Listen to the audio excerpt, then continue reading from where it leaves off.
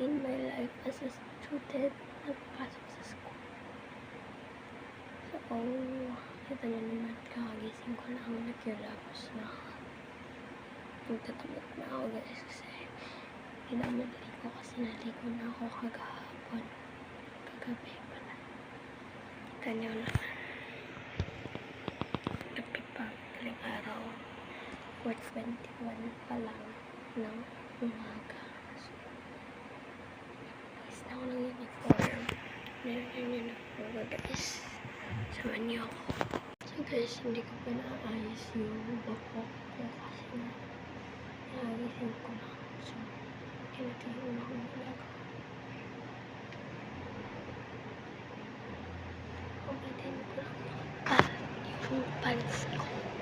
Tapos kanina ako magpapalda. Magtamukha ako para mamaya mag-ayos ako.